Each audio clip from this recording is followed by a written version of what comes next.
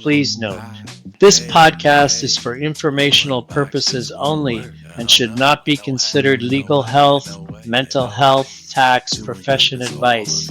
We are not responsible for any losses, damages, or liabilities that may arise from the use of this podcast. This podcast is not intended to replace professional medical advice. The views expressed in this podcast may not be those of the host or the management. If you are having a mental health emergency, please dial 911. Hey listeners, discover Mixed Up Clothing, a unique children's wear brand that celebrates the beauty of cultures through vibrant, everyday style. Founded by Sonia Smith Kong, a critical care nurse turned fashion designer and community advocate, Mixed Up Clothing is all about celebrating the beauty of cultures, stories, and traditions that make us who we are. Mixed Up Clothing brings the world to life through colorful, everyday style. From Asian designs to vibrant Caribbean prints, rich textiles of Africa, and trims from everywhere in between, their fashion acts as a mirror, helping every child see themselves in the world around them, reflected with pride. We want everyone to know about this incredible brand. Check them out at mixedupclothing.com and at Mixed Up Clothing on social media channels. There was a day and a moment when I knew I was going to be a therapist. Right on. I was 13. I was at a pool party. I was waiting to be picked up, and I was sitting with all the parents that were waiting for their kids to get out of the pool. I was already done. I was like, I'm ready to go. And so I'm making small talk with the parents, and I'm like, so what do you do? What do you do? And so this dad, super nice, started talking about how he was a therapist. And I just remember, like, with a lot of hubris, was like, I'm going to do that. And I just said it. I was like, I'm going to do that. And he was really positive. He was like, great, okay, kind of thing. And literally, from that day forward, never have I strayed. I've always wanted to be a therapist. Wow. Welcome to Multiracialverse, episode 15. I am your host, Antonio Fernandez. And today we have an exceptional guest, Caretia Silva, LCSW. Kareesha's journey is a profound exploration of identity, resilience, and the transformative power of therapy. Kareesha, who lives in the Pacific Northwest, is a licensed clinical social worker in both Oregon and Washington with over 20 years of experience.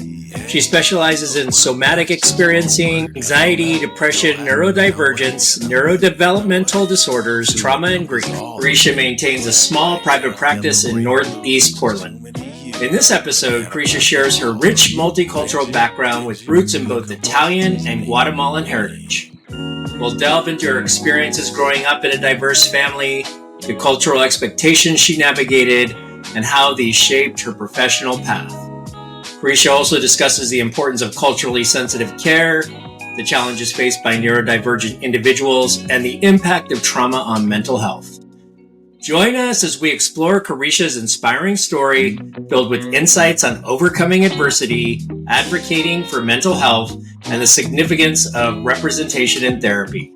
It's a conversation that underscores the power of empathy, understanding, and the importance of creating safe spaces for healing. And it's our first episode in Mental Health Awareness Month, which is this May. Kareesha, welcome to the Multiracialverse. Thank you so much. It's good to be here. Oh, it's awesome to have you on. It's been a long time in the making, and I'm so excited to talk to you about your journey and also the work that you do and how it relates to your journey and helping others. So let's start with your family heritage. Okay. Yeah. Yeah. So, my mom, her family was also mixed to a degree. So partially kind of English, French, and then the other part, and this sort of more recent immigration, Italian and Southern Italian. So some regional variation there in terms of acceptance culturally and coming to the United States.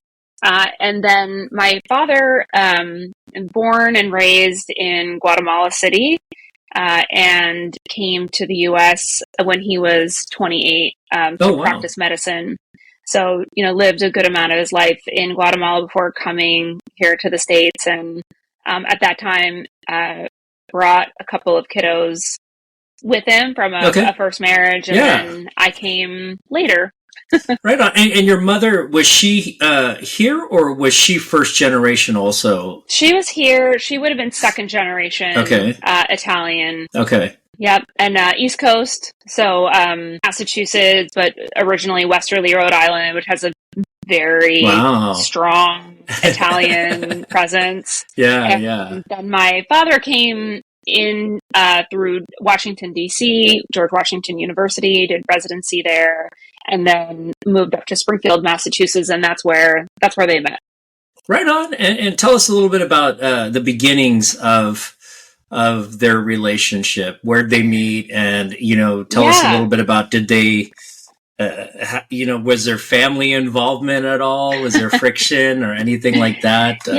Go ahead. My mom's family is really small. We kind of break some of the ideas that people have about Italian families. So it's very small. And she was living in Massachusetts, and I think that the majority of I think her sister was actually international at the time. Her mother was in Connecticut, which is a state below Massachusetts, and so not a lot of family involvement. And my mom was working as a paralegal in Springfield, and at the time, Springfield was this really bustling city, had a lot going on, really thriving kind of downtown community, so a lot of big business district. And my father had a medical practice there. And so they met just within that community, kind of that business community. And I think they hit it off pretty quickly. The rest is kind of history. Yeah. Were there cultural expectations on either side about marriage? Or, 28 for your father is probably a little bit older than most individuals in his country culturally and keep in mind he had a marriage. That's right. I'm sorry. Right. Yeah. So actually both of them had first marriages. And they were both out of those first marriages when they met. I think, both of my parents came from a Catholic background, so divorce was not necessarily accepted back then, and there's a lot more understanding and awareness now. And then my father also had, 3 children from the previous marriage. My mom, didn't have other children. I ended up being her only child. So I think when they met, my father was probably more toward maybe late 30s. And my mom was, I think, just heading into her 30s. So they had kind of maybe about a decade of time difference. And I would just say, cultural expectations. I think my mom always wanted a big family. I think she was looking to kind of reclaim that idea that even she had, that, Italian families, they're big and sprawling and loud and fun and, connected, and food is the heartbeat. She had all of those ideas and even stereotypes, that were alive and well. And I think some of that happens even, with the Americanization of, Italian culture. And then my dad did come from a big family. So he had 8 brothers and sisters, and, then his parents had family, and, there was this big, family connection down in Guatemala, but he really left all of that behind to come to the United States and have a different life. So I think he left a lot of his cultural expectations behind in an effort to start, something new here, and was also of a generation that really assimilated rather than acculturated. So he, while he to the day that he passed had a very strong accent, his efforts were really to, get into the culture, of really the culture of the East Coast, because it's different than other parts of the United States, for sure. But really work to adopt that. So I don't know that between the two of them, they had a whole lot of friction around what they were bringing. But they certainly had these they were ambitious people. They wanted to kind of be someone in the world. Yeah, that's awesome. Thank you for sharing that. And so you say there was assimilation. What did that look like in your childhood then? And did you stay on the East Coast? And meaning in your childhood, did you, was it culturally just everything became Americanized, or was there anything from your father's country that he brought, or your mom's Italian background? Yeah. I think my dad. I mean, it's such a sad and painful aspect for me that he didn't teach us Spanish. My mom didn't speak Italian, and I think you'd have to go back to my great grandfather, to even get back to someone who did speak Italian. But I think that's probably the saddest part for me, that kind of wasn't brought into our upbringing. Yeah. And my dad definitely, he brought Guatemalan heritage. He talked a lot about Mayan culture. Some of our roots are in the Mayan culture. Into our family, talked a lot about it. He was really interested, and this may seem sort of adjacent, but he was really interested in archaeology and kind of the history of Central and South America, and ancient civilizations. And he really brought a lot of that. He also brought soccer. We grew up, hearing soccer games in Spanish, all the time. He was a doctor, but when he got home, he was a techie, and so he would record, on VHS, the soccer games, and that was like his evening ritual, was, to watch the games. That was like his happy place. So that was huge. And certainly some foods, that were his favorite. My mom learned how to make. She was actually a chef. So, part of our upbringing was having a lot of, really delicious food. Some of it was Italian in our heritage. But I think it had kind of a spin on it. I don't know that it was entirely authentic, but it was authentic to her. So, yeah. And how did that look and as a child to you, when maybe like your first understanding of what your identity was? Were you in school or?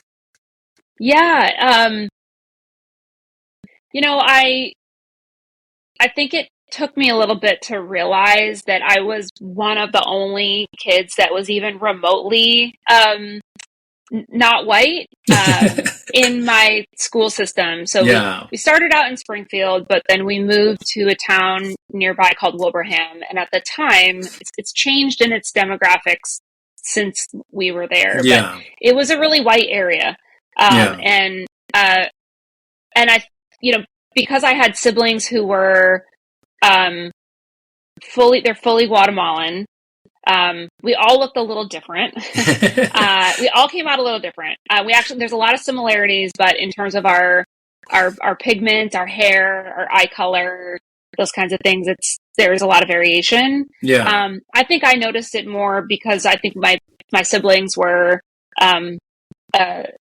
called out or made to feel different. And then I kind of came in with some of that.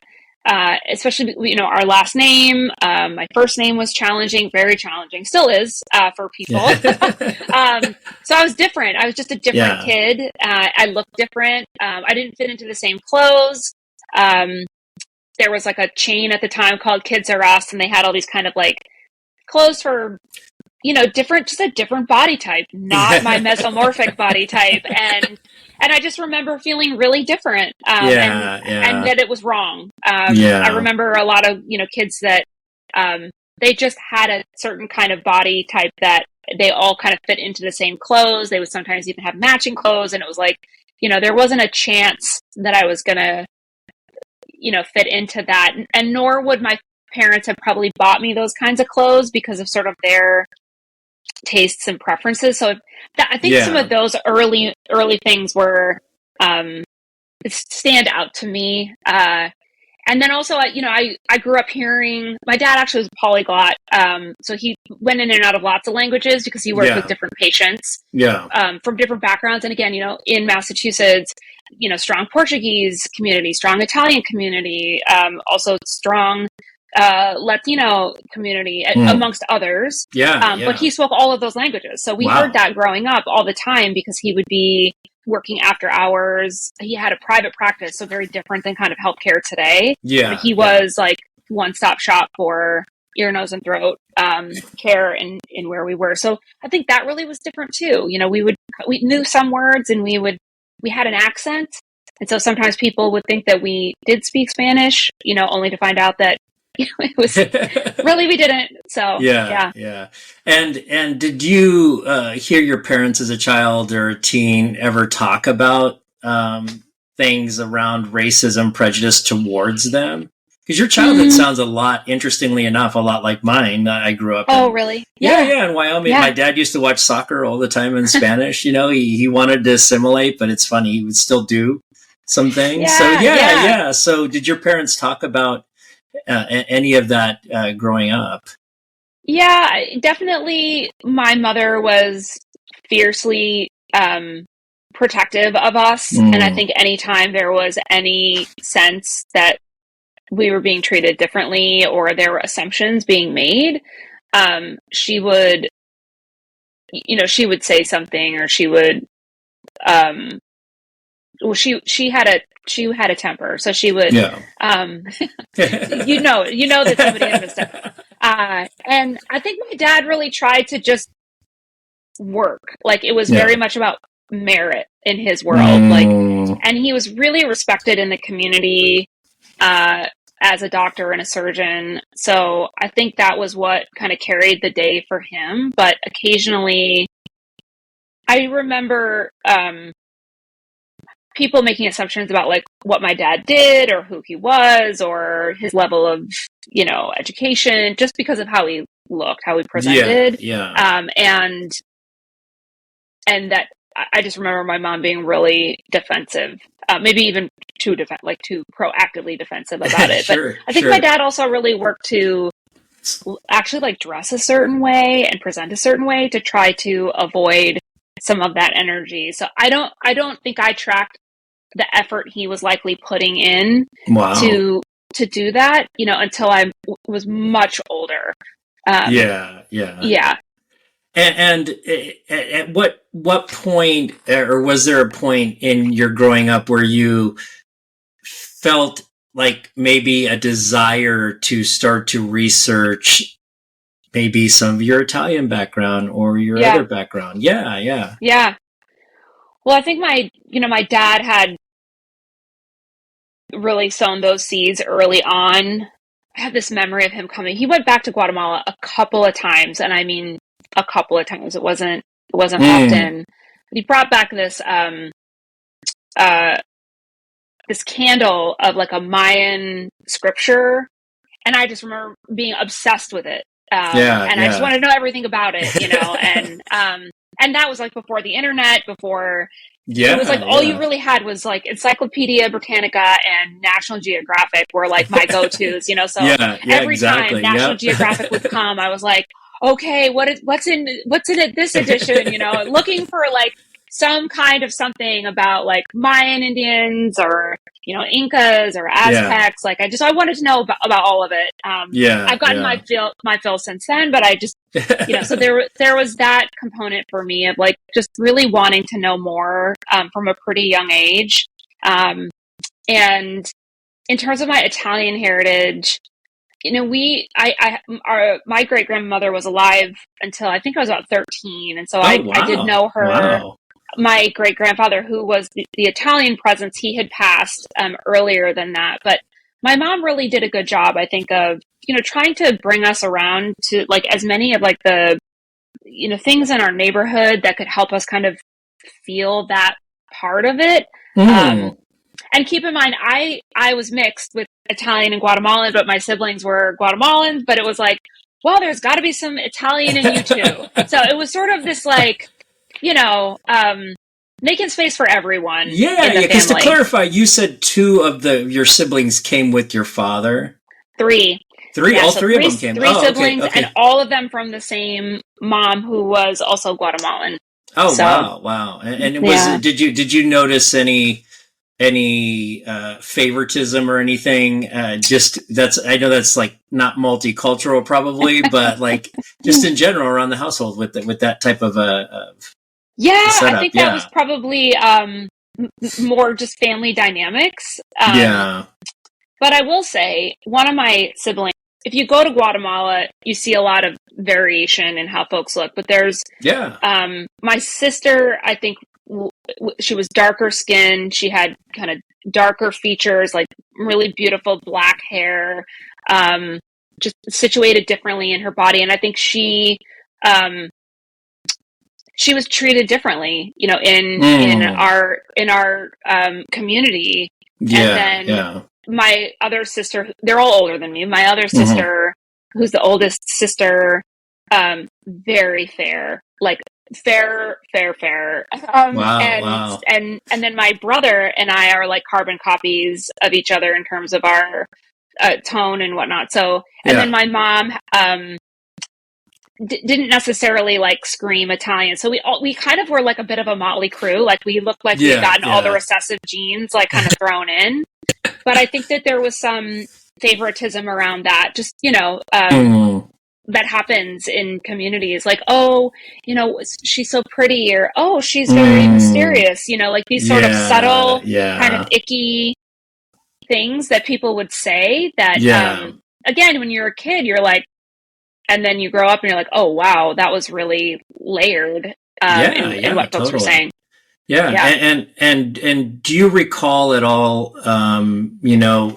because you could present or say, hey, I'm white, you have one of those, a look that, you probably, you look Italian, depending on where you're at, or, what were your friends like in high school? And do you recall at all, any of that conversation coming up? Because obviously, you had a Hispanic last name. What was your friend group like? And did you recall any time feeling kind of out of place with them because of your parents' heritage? Yeah.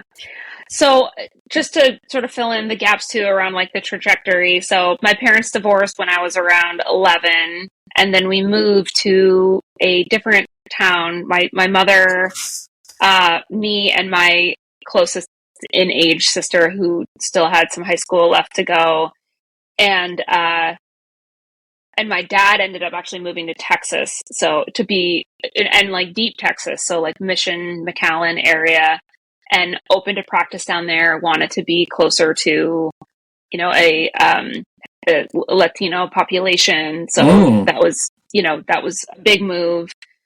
But in Amherst, totally different experience. Really diverse, multicultural, just an awesome place to grow up, and had a really different experience when I got there.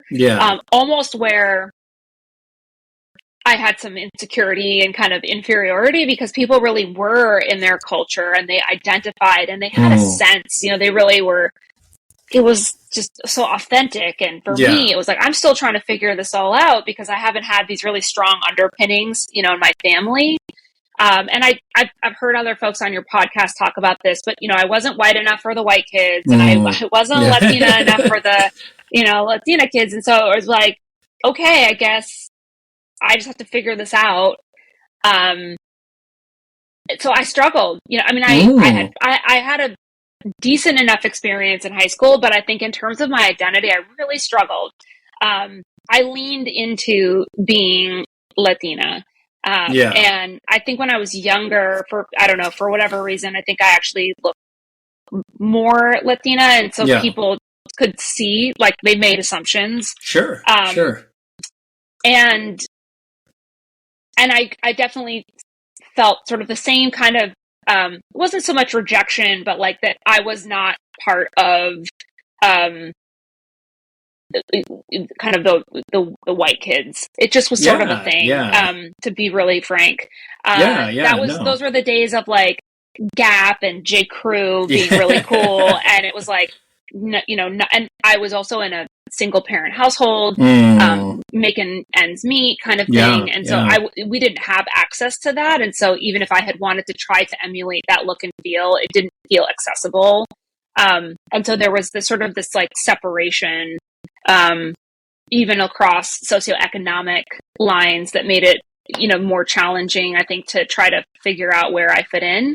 But I have a really clear memory of the anxiety I would feel walking into the cafeteria. Wow. And knowing that I had friends at lots of different tables, but not knowing quite like what was my table. So by default, I ended up, sitting with, mostly people of color. That was sort of where I felt the most safe. But I also never felt like I was enough. I was part of, like the student union, and I tried to, take part, but I just remember feeling like not really, this isn't really it either. I never really found the place. For me. Were there affinity groups at that time, or not really? There was, back then there was the Gay Straight Alliance. Right on. Okay. That was one group. And I was part of that because I was an ally, of course. Awesome. And then there was, it was called like the Student Union Group, and it was, that was like sort of it was a catch-all, for anyone. And then, we had a really strong, Jewish population in Amherst. So they had, it was called like the Jewish Youth Association, so JYA, which I think is actually kind of not just in our community. I think it's sort of a more national thing, but that was had a really strong presence at our school. So even friends that I had a ton of friends in that community, but they had so many, amazing cultural observances and traditions and holidays, and they would go to camp, or they would, and so then it was sort of like, no, I'm not going to that. So like it would always kind of come up to this moment. I was like, well, okay, shucks, that doesn't include me, So yeah, it was challenging. I try to be as honest about that as possible. No, that's great. Thank you. Yeah, it's tough. And maybe once we get into talking about your practice, you can offer some suggestions, advice for youth who are going through something similar now, because now they have the opportunity to have, information everywhere. So yeah, definitely. So was there I know you, I've known you for a few years. You're super driven. It's just awesome to watch you like go out to learn something, and you learn it and then you own it, and so was there just an expectation of education in your household? Yes. And what were you thinking in high school as far as like, what does Kareesha want to be when she grows up? Yeah. Well, so for my mom, I was the first person in the family to go to college. Oh, wow. So from that side of the house. And from my dad's side came from highly educated folks. Like who I never met, but my grandfather was a judge, in Guatemala. My grandmother, was, in the court system, like working in the court system. So, and then even all of the other, siblings that my father has went on to have, were educated, college educated, and or beyond. So really the pressure, my mom wanted for us to get an education because she wanted something better than, what she felt like she had access to. Mm-hmm. It was mandatory from my dad. And frankly, he would have wanted all of us to have become doctors. And that would have been okay. Like if there was something more than that, he would have wanted that for us. So education was everything to him. It was everything. He was always, and I think it actually, it took to a fault. Like he was always learning something. He was always steeped in something. he was always asking for more from us. So we were driven really because we were like, we need to be driven. We got to go, go, go. Yeah. So, but when I was, there was a day and a moment when I knew I was going to be a therapist. Right on. I was 13. I was at a pool party. I was waiting to be picked up, and I was sitting with all the parents that were waiting for their kids to get out of the pool. I was already done. I was like, I'm ready to go. And so I'm making small talk with the parents, and I'm like, so what do you do? What do you do? And so this dad, super nice, started talking about how he was a therapist. And I just remember, like, with a lot of hubris, was like, I'm going to do that. And I just said it. I was like, I'm going to do that. And he was really positive. He was like, great, like, okay, kind of thing. And literally, from that day forward, never have I strayed. I've always wanted to be a therapist. Wow. And what do you think was that moment? What was the inspiration, do you feel, behind that? Yeah. That was driving that desire? Complicated family, complicated dynamics. I think I never really understood my dad. I think my mom had some mental health issues, and I came up in it. So not unlike a lot of other therapists, it's like, they're like, oh, yeah. But I to know that there was someone out there that there was a profession out there that helped people to navigate and figure it out and heal. That's what I wanted. I wanted to figure out how to be that for people. And I remember as I got into the kind of like the deeper, more angsty teenage years, it only became clear that I was like, I'm going to grow up, get my degree, become a therapist so I can help kids like me and like my friends, like the people that I see struggling. And that really actually became, an area of expertise, was working with adolescents and families. And to this day, that's still part of my practice. That's awesome. Thank you so much. I can feel like you're very passionate about that. Yeah. When was your first experience? So prior to that, did you have any prior experiences with going to therapy prior to starting on that route to becoming one? I have a really pretty early memory of going to family therapy. And I think that they were, I think that our family was kind of overwhelming to them. And I remember that too. So yeah, I have that memory. I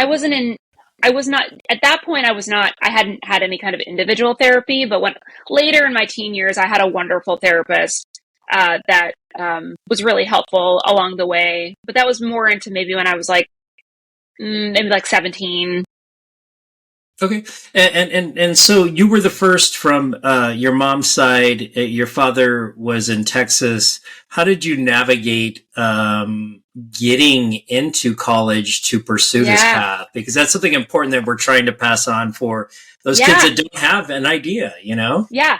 Well, I didn't have someone in my family that knew the system and knew how to, because my dad had gone to college in Guatemala, there wasn't like someone there to say, okay, we've got to get your, applications in, or we've got to do this, we've got to do that. And there were guidance counselors at the high school, but they did a lot of trekking and I don't know that I made the trek.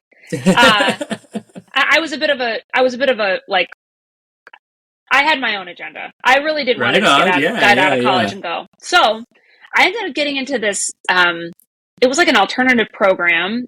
And when I was 15, they sent me to college. And so I started, it was awesome. It was truly changed my life. I went on to like speak on behalf of them because I was such a strong advocate. But I knew what I wanted to do, and I was really clear on it, and I didn't fit the mold for high school. I didn't care about a lot of the things that I think I was supposed to care about. I just wasn't into it. And I think I've always kind of been that. I've always been like the sort of a little odd, a little odd. So they sent me to college. It's a good thing. Yeah, it's great. They sent me to college. I went to this amazing community college. I loved it. I got to go for free. It was part of my, part of the school budget to send kids there. I got my associate's degree from there, and then because was that in psychology or was that in? It was just a liberal arts associate's degree, and then I transitioned over to the University of Massachusetts because if you maintained a certain GPA, you had automatic admission. Oh, that's great. I had looked at other colleges. School too. It was a great school. I'd looked at other colleges, but financially, it just truly wasn't in the cards. Yeah.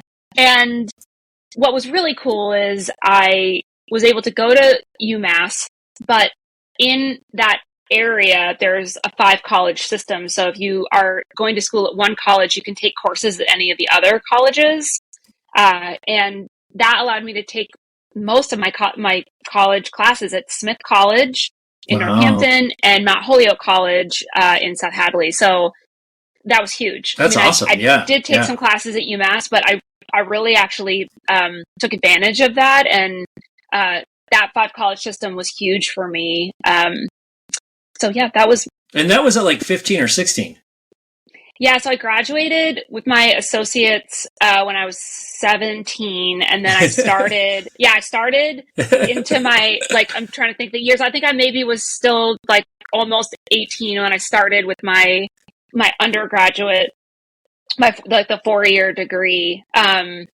But I was 2 years in, so that maybe is confusing. But so I got my associates, then I just had 2 years left, and then I got my undergraduate. Yeah, I'm smiling big now because Kareesha makes much more sense to me now. The Kareesha I know, this all helps you make much more sense to me. Why? Yeah, I love it. And was there anything in particular when you started, upper level schooling towards your psychology work? Was there anything that you really, really enjoyed about the psychology field? Was there any one particular type of study or... Yeah. We call them genre. I'm an English major, so we just call them genre, but they must call them... So in the same vein, I ended up doing my own major, and I did it in the social psychology of religion. Oh, wow. And I really wanted to I think at the end of the day, and this still... lights me up. I want to know what makes people tick. And even sometimes, part of the work in therapy is helping a person actually know what makes them tick. They might not know, Yeah, for sure. And I mean, what makes them tick in kind of all of the ways, what are the things that are driving them or motivating them, but what are also the things that have influenced them, maybe even unconsciously or because of trauma or upbringing. So when I went into UMass, I really wanted to get a bigger picture of what's the macro and the micro, what is the sociological effects, but then also what are the psychological, components. And then somewhere in there, I was really interested, and I still am, but I was really interested in religion and devotion and faith. And that was just so interesting to me. I think probably a little too early, I had read Jung and Freud and, and there's a couple of Jung very much, stepped into understanding religion. Freud did as well, but, Civilization and Its Discontents was kind of a mind-blowing book for me at the time. Kierkegaard, some of these William James, some of these just some light reading, right? Some light reading, that I was God, I really want to understand all Everybody of else this. is reading Tom Sawyer and you're reading... let's just get into it, why are we here? What is this all about? That's awesome. Yeah. So I'm going to jump ahead really quick because you really brought up something where I'm interested in. What do you feel has the biggest impact on an individual's psychological makeup? Is it social? Is it things, or is it environment? Or for you, what have you seen that in your practice that you feel is? Because I'm is there something we can actually look out for to help our children, if for those people that are listening that have children, or for maybe an adult child, meaning looking at the child inside you as an adult, we can then begin to understand ourselves. a little bit Yeah. better? I mean, to me, I feel like it's all of it, and it becomes this really intricate web. And I also think that through your life, certain things play more of a role than at other times. But especially when we're young, you know, we can't, we're in our environment, you know, we can't really pop ourselves out of our environment. We don't have that level of autonomy. So I don't even know that it's because we're that much more impressionable. I think we continue to be impressionable, but we don't really have, you know, the ability to say, I don't really like this and I want to do something different. You know, it's like, it's not really an option for a lot of kiddos, but, yeah, I think I think it's all of it. You know, I think this whole idea, it's like a false dichotomy, you know, to say like nature, nurture, like I think it's all of it. There's some really fascinating, you know, research out there about epigenetics, and that, you know, we come in with a certain, you know, genetic makeup, and then, you know, gene expression, you know, takes all kinds of twists and turns through our life cycle, depending on what we're exposed to and what we go through. And I certainly feel like that is something that I've seen, you know, in practice. So, yeah, I think just being aware that at the end of the day, I think we're all, you know, we're really vulnerable. And that's not a bad thing, but we are really vulnerable. And I think when we go through experiences, sometimes we shortchange or don't give it the gravity that it deserves. I think that's sometimes where folks could probably be a little bit more aware, especially with kids, you know, that things can be really impactful without them seeming impactful. Yeah. And so just to take one quick, like, mini step back, your practice, you focus on which group of individuals? So, you know, I think somewhere on my website, I say that I work with kiddos starting at 13. I've certainly worked with younger kids, and that brings a lot of other dynamics into the therapeutic work. So you end up working a lot with parents, which I love. I love working with parents. I love working with family systems. But I go all the way through, you know, the life cycle. Has science, psychology changed the idea of what is considered formative years? Because I'm thinking about you and I, we've had conversations around this transformation around our identity and understanding being multicultural, which is, you know, it is something that, you know, now in our adult ages is changing, and we're being impacted by so much information and other things. Is it still there is this formative years that we need to be more careful with children? Or is it something that, like, you could be more careful, but something could happen traumatically at 17 or 18 or even at 30 or 50? Yeah, it's a really good question.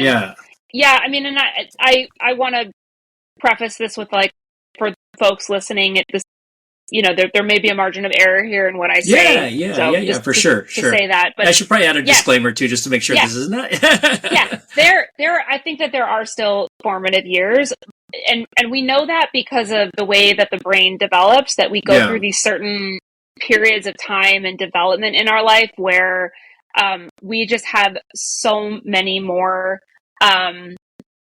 You know, there's more opportunity for neurological connections to be made, and so that we're sponges, you know, for information. And if you know, there is connections that are made that are myelinated over time that become stronger, then those get laid down and they really become part of our architecture. And that, you know, that happens early in life, and it happens again in a really big way during adolescence. I don't think I feel like people don't give enough credit to just how much massive renovation and reconstruction is happening during adolescence. There's so much happening in the brain. And so sometimes when people look at a teenager, they see like an adult, you know, they see like, oh, you're grown. And it's like, you're not grown. Your brain is still doing a lot of work. It's still trying to figure out how to, like, move into the next phase.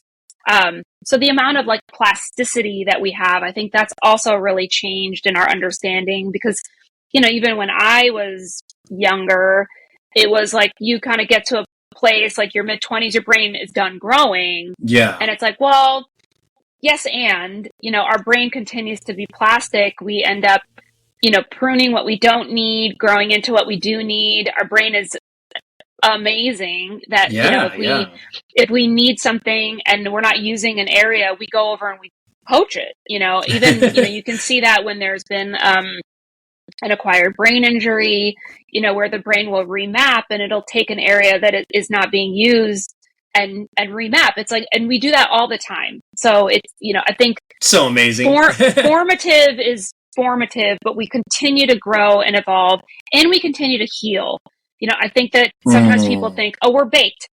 That's it. You know, like, yeah, it is what it is. And it's actually, you know, we can go back and revisit and heal and move forward. It's very possible. And, you know, I'm talking about the brain, but I also want to include the nervous system, you know, at large is adaptive, you know, by nature. And so we can shift and move and flex into different parts of ourselves and heal certain pathways that we maybe have traveled down many a time. Yeah. But we're like, I don't think this works for me anymore. I want to do something different. Yeah. Thank you so much. That's awesome. Yeah, it's so complex. Yeah. But the question, the $1 million question is that, do you feel that, and this is also hopefully to destigmatize the idea of therapy, is something that people in any family, any types of situations can use? Maybe how would you recommend to someone who is like, well, I don't know if our family really needs therapy, but it sounds like, you know, children could always benefit from that objective perspective of understanding themselves and the world. Share your thoughts on that. I think that potentially, you know, anyone could benefit from therapy. Yeah. I think it's really important to have a therapist that is not operating with bias or assumption, or is, you know, kind of a hammer looking for a nail, which can sometimes happen. And there's a time and place for therapy. And then there are other times when therapy isn't necessary. And, you know, just like any other tool, you wouldn't want to use it. So sometimes what I see happen is, you know, especially with kids, parents say, this thing happened, and I just think that they need someone to talk to.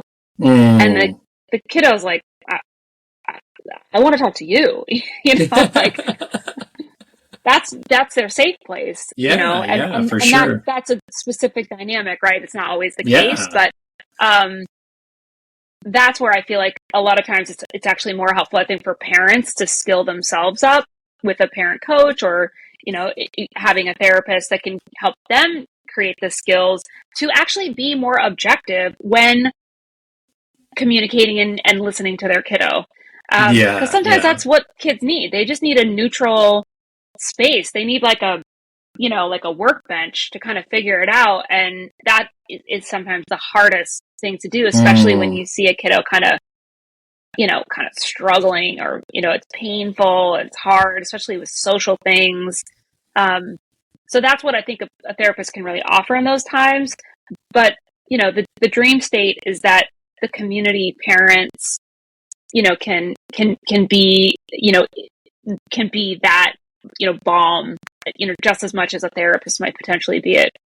Yeah, no, that's awesome. I love that. And I'm working through that myself with my kids. And it's, you know, it's tough. It's tough we have to shed our layers first and understand ourselves first before we can help others, you know? Yeah. Do you feel, you know, what do you feel that your multicultural identity, the things that you went through growing up, lend themselves to your experiences, lend themselves to making you a better therapist?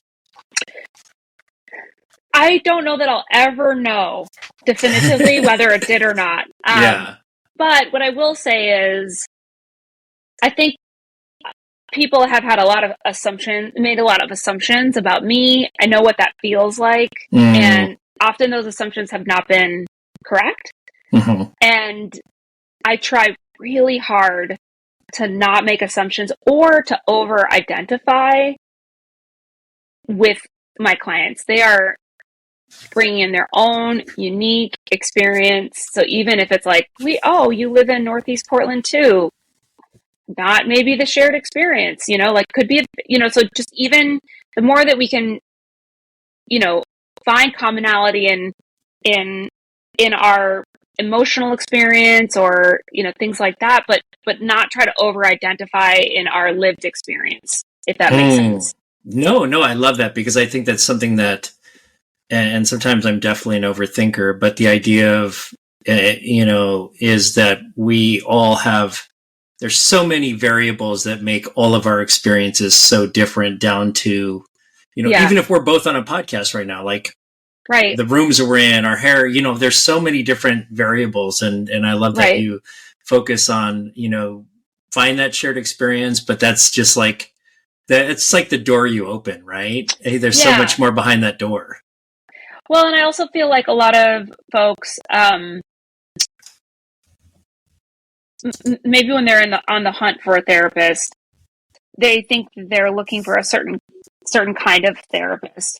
But it's really important to figure out if that therapist can hold, what you're actually working on, and meet that need, as much as it is whether they can identify, with your background or, other factors that you feel like are really important in your identity. Yeah, it's great. That's good to say. How does someone find like the right therapist for them? Because I'm curious about, like, oftentimes, when I go to therapy, I'll look for somebody who understands, substance abuse disorder, sobriety, and things like that. But I also look for somebody who is either BIPOC or multiracial. So, what's important? Do you feel that there are certain things that are important that override the idea of this person's maybe education? Or once again, is it way too complex and they both work together, and it's, you have to interview X amount of therapists to find the right one? Yeah, I always recommend that people interview. I give consultations. I provide consultations for free, and I always started out by saying, this is your opportunity to interview me and see if I'm a good fit, because that's really the most important thing. And we know that that's true. Therapeutic alliance is really, really important. And sure, education, training, background, all of that is super important. But I think, sometimes it's actually, it can almost be intuitive whether you get a feeling of like, this is someone I could talk to. Yeah. And if it's not, move on. It doesn't matter what their credentials are, because if you don't feel like you can talk to somebody when you sit down with them, that's not the right room to be in. And I also say that when folks come in, I anytime I have a first session with a client, and I always say this, I say, anytime I have a first session, I just like to let folks know, there's the door and you can leave. You have the right to leave if at any point your nervous system is telling you that you don't want to be in this room. Because sometimes we get into this idea that like, oh, I've signed up for this, and so now I have to be in it. And my work is to decenter that power and to immediately from the start of the work that we're doing to say, you are in the driver's seat. This is your experience. And if at any point you feel like you don't want to be in here, you get to go. You know what I mean? Yeah, no, that's awesome. That might even be helping me right now. And do you think, are there a few questions that you think might help somebody get a better understanding quicker if they are like, if somebody's listening, I'm looking for a therapist, this is a great idea, interviewing therapists. What should I ask to, maybe figure out if this therapist is the right therapist for me? Yeah, I think, what I sense is helpful for folks is, what's a typical session like with you? What can you describe your style? Like how what might come up in a session, or how might you approach, certain topics, or, like how do you show up in the room? I think things like that can be really helpful in understanding. Um, when therapists say, "Oh, I do internal family systems, or I do DBT, or I do, somatic experiencing," you can ask them about that approach in the consultation, but you can also research it and look it up and get just as good of an answer. Or you can do that work ahead of time, and then, like, sometimes you can look at a model and say, yeah, that resonates, or that does not feel like what I need help with. That can help you kind of fine tune things.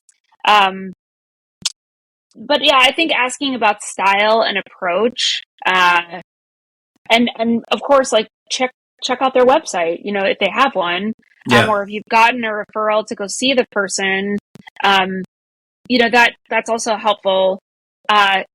For me, I can tell you what's really helpful is if they've been in therapy before, like, what's been helpful for them and what hasn't, so that I can get a sense of, what they're looking for.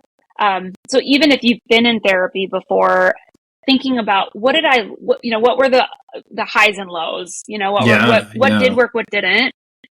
And then one other thing I would just say is therapy is meant to be challenging, right? It really is. You're in there to do some work, and it may not always be comfortable. And it also is often about, there's a relationship happening in, the therapeutic experience. And sometimes there's, like any other relationship, there's rupture and repair.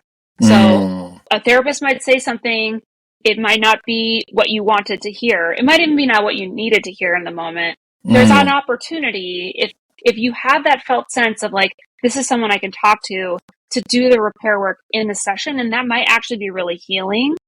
So even kind of a question around what happens if we hit a bump, or we peter out on the work that we're doing, like, how do you handle that? How do you navigate through that? Because that is part of the work. It shouldn't be just like skills-based, solution-based, here's how you fix that problem. It's got to be, let's get into the underneath of it, and sometimes it's sticky. And with that, is there a finish line, or is there success in therapy, or is a lot of small successes in that journey and that relationship? It's a really good question, and I think there's a lot of variation in what people might say. I believe that therapy should have a beginning, middle, and end, and you kind of treat it like chapters. That you may have a chapter with a therapist and do a really great body of work and feel done, and then go do you for a while. You may go back to that same therapist, or you might find someone new, because we all have different things that we offer. And if you're tuning into what you need in the moment, then you'll find the therapist that you need for that moment, for that period of time. But that therapist might run its course, and then you might want to go on to another one. And I think we have to be humble in our profession that we, and I think we are for the most part, but I really think it's important, to identify that, I may be the right therapist for you right here, right now, but that could change, and that's okay. And we'll help you get to kind of where you need to go if it does change. Yeah, awesome, man. Those are all great suggestions. Thank you so much. I'm going to ask you kind of a two-sided question for the individual who might be your patient, and potentially, their family or friends. A question around identity, and when, say, for instance, someone might be struggling with multicultural identity or sexual orientation or gender expression. What are some good suggestions you might have on ways, for one, that a curious parent who might know but hasn't asked might start that conversation to create that safe space? And on the other hand, what about the individual who might be a teenager or other, wanting to express these, these trapped feelings to someone else. What would you recommend that conversation looks like from both those perspectives? If you've probably given it to patients before, so. Yeah. Whew. Well, those are big questions. I think for the first one, it hopefully, as a caregiver, as a parent, or, just an elder in someone's life, you're creating safety all along the way for them to be able to show up and bring their, authentic self. So I don't know. It's almost like slicing into a story that's already been happening to say, like, how do you bring up something like identity, and ask questions it's like you got to do all that work to create that safety to have those conversations. Okay. No, that makes a lot of sense. Ahead.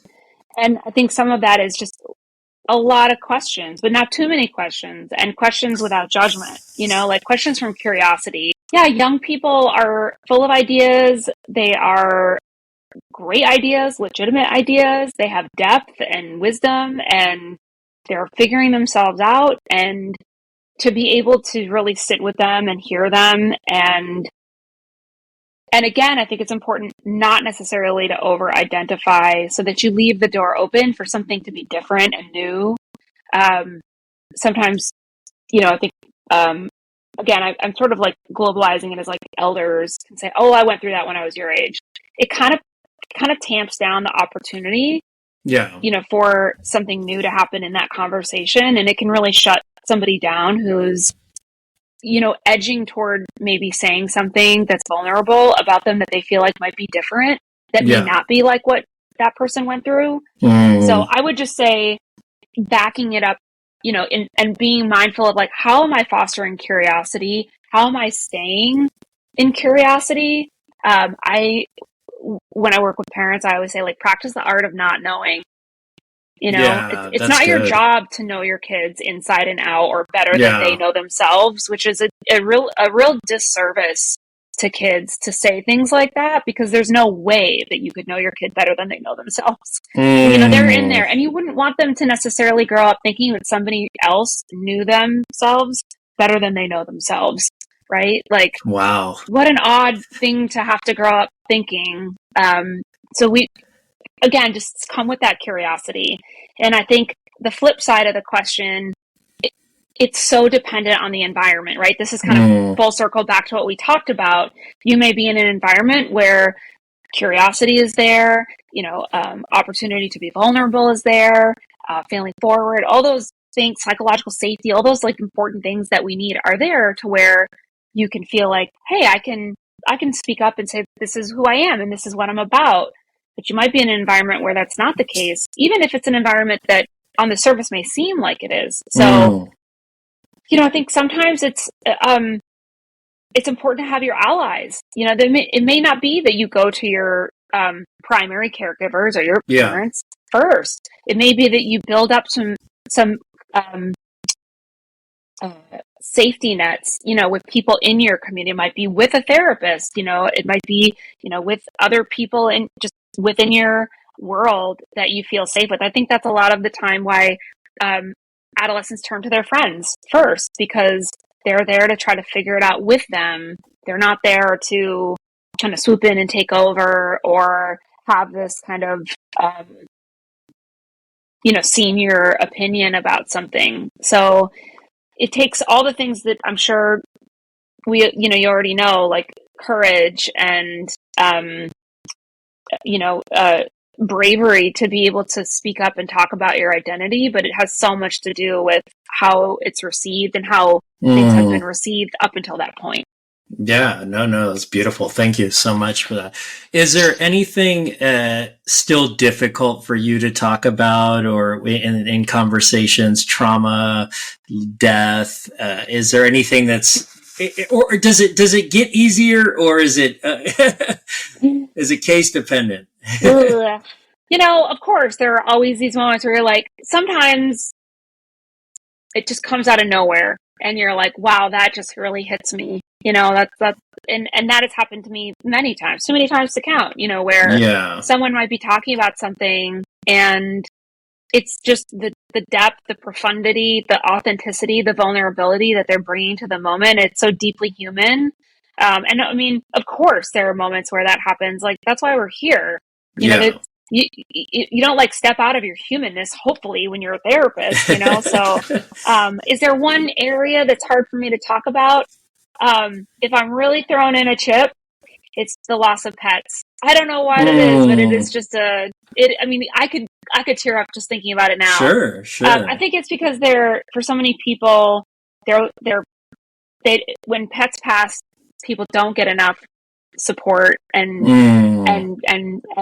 that grief is so real, and they're these unconditional, typically, I haven't met one that isn't, like, unconditionally, loving beings that follow you around. They're with you, during the hardest times, the best of times, and when they're gone, it's like really a part of you that it's like an extension of yourself that that's left. And usually, when folks come into therapy and that's part of what they're working through, they haven't been met by their community or even their workplace or even themselves, with the level of empathy that it takes. And so that, I think that's why it's such a soft spot for me, is because there hasn't been a space for it.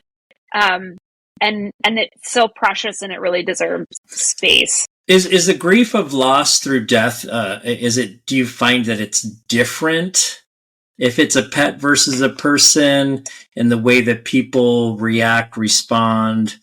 Yeah. Or is it or are you a believer of that, like, all grief is really the same and we should apply similar, I guess, I wouldn't say treatments, but similar responses? Like, we should attune ourselves to similar responses to make sure that we are there in that space with somebody who's grieving, regardless of what it's from.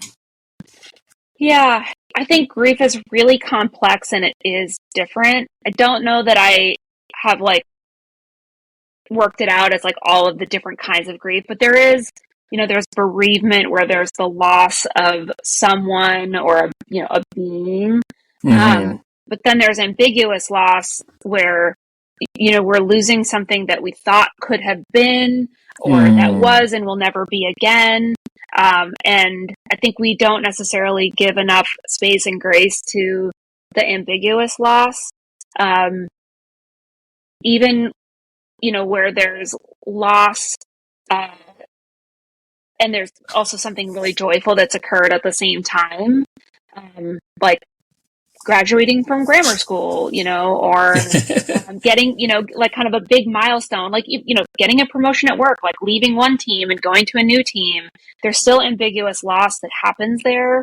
I realize I've drifted a little bit away from pets, but, I think there's so many different kinds of grief that we have. I think it's just even holding space for, just the complexity of it. I don't think that there is one approach, to grief. I don't think that it works in stages. A lot of people want to pull out, Elizabeth Kubler-Ross, and even she would have told you before her death that wasn't her intention. So I think, grief is just one of those things that it can be a collective experience. It can be a shared experience. But really it's an individual experience, and we have to kind of treat it that way, that, you could be grieving the same person in a family or in a community, and you're grieving very differently. It shows up very differently. It lives in our bodies very differently. So, I think just when it comes to things like animals, pets, people have an idea that they project out there. It may not even be their own shared experience, but they have an idea of like, well, it was just a pet, or it was just it wasn't a human. But for some people, their relationships with their animals is deeper and more profound, and there might even be more reciprocity, with them than with the humans that they share space with. So I think just kind of having that awareness and understanding and acceptance around that is, I think it's important. I was going to ask, and I don't want us to get into solutions for such a complex question, but about how our society deals with grief. What would you say might be a couple of quick things that we could do better as a society to deal with grief? Well, I think to not try to fix it. Grief is amazing and it's beautiful, and there can be so much like joy and tenderness and growth and healing through the process of grief.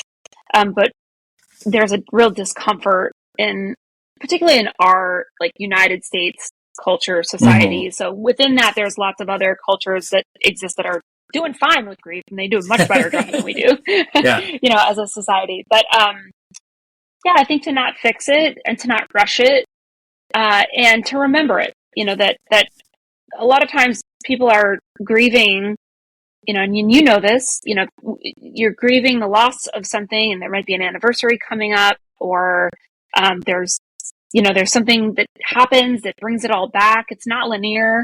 So just to kind of be aware, I think that we're all probably carrying something around that we've, grieved and we've lost, that we're still grieving. And maybe the other part is that grief never really ends. And that's not a bad thing. It's more, it's just a thing. Like we carry people with us, and again, there's some beautiful traditions around that really do acknowledge that, but I don't know that we are very good at keeping track of that, sort of like in the field. That's awesome. Thank you so much. Those are beautiful. I always end with the question, recipe for world peace. We are trying to solve this right now. No. Yeah. Well, I think that we've really stopped listening to each other. And I think when you really listen, you can hear things and see things and understand things differently. And I think there's a lot of like fight fire with fire that's happening. And it's, I don't mean to be super cliche, but, we're kind of burning it down. And it's not working. Yeah. And I don't see a whole lot of change in that area. And that is really what I'm wishing for is, when are we going to stop just attacking each other, and thinking that we're right. And so in order to bring about change, we have to prove our rightness and prove the other sides, whatever the other side is, their wrongness. That never really works. Yeah. It's a lose-lose situation. So, how do we figure out how to talk to each other? And I think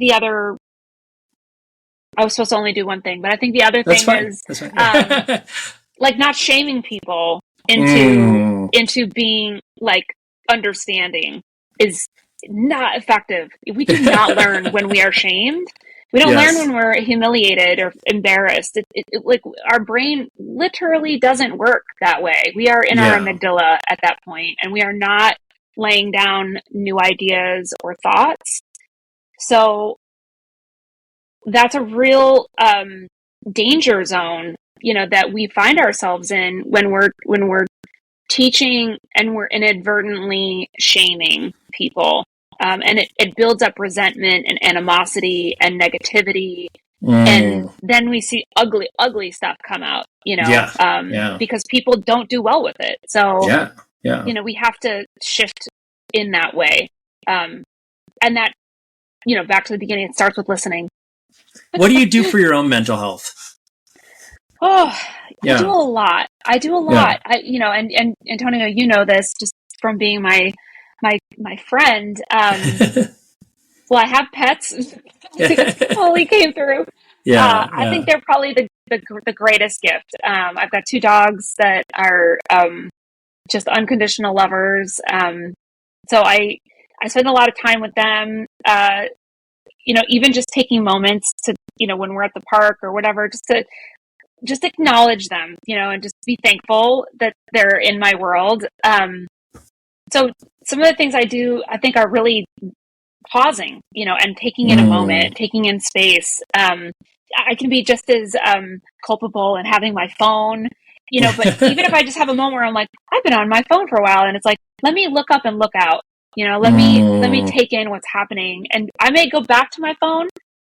It's okay. Some days that's what happens, but it's just those moments where you're like, wow, this is now, this is what's happening. This is my world right now. I love gardening. I actually just love being around nature, being around plants. It brings me so much joy, just to see things growing. And there's something about their resiliency. And I think that's true for, when I'm practicing. I will say, like, being a witness, and a passenger and sometimes a guide with folks in their therapeutic process is honestly super fulfilling. So I get a lot out of just being in that space and in that capacity. And I have an awesome husband. He's great, and we do a lot of fun stuff, and we get out and kind of see the world, and we travel, and we play games. I think that's another really cool way to kind of let go of whatever's happening around you and, like, get into a game. There's way cooler games than there were when I was a kid now. So, like, too many to count. Yeah. So there's nothing better than, kind of having an evening where, we've kind of powered down. We're not seeking, like, stimuli from the outside world. And we kind of just, like, set up our evening in our home, and, just get to be with each other, so taking those tech breaks, I think, are really important. Yeah. Awesome. Where do you want people to find you online? They can go to my website. It's just my name, Caretia Silva. Pays to have a strange name. And there's an easy way to get in touch with me there if folks have questions, and even if they're looking for a therapist and it's not me, I'm happy to point folks in a direction that might be helpful. Awesome. I bet you're a wonderful therapist. You've taught me a lot in the ways that you relate to others in some of the business dealings we've done, and I love it. You're a great leader, and thank you so much for all of the information you shared today. Is really beautiful, and I'm proud to call you my friend. And any last parting words for the audience, or a goodbye, or just keep doing you. And if you're seeking healing is out there, and it's in you. So, to not ever get to a day where you feel like there isn't hope, because there are helpers all around. And sometimes you just have to look for the helpers. Awesome. Have a great day, Kareesha. Thanks, you too, Antonio. Appreciate you. This episode of the Multiracialverse podcast is brought to you by Eviton Couture, a brand born from a powerful vision and a deep connection to heritage. Founded by Shinnecock brothers Jason Tech King and Wayon Moon Smith, Eviton represents resilience and pride. From handmade tie-dye to wellness-focused athletic wear, each piece is crafted with intention and positivity, smudged with sage for good vibes, and delivered to you with love. Join the Eviton family on their journey of empowerment and inspiration. Hit up Moon on Instagram at Eviton_KS. That is native spelled backwards _KS to view product and place an order. Eviton Couture. Feel the spirit of resilience in every stitch. You can find this podcast on Apple Podcasts and Spotify. Huge shout out to my friend Johannes Skoda for mixing and creating the intro music, and DJ Kazam for the track.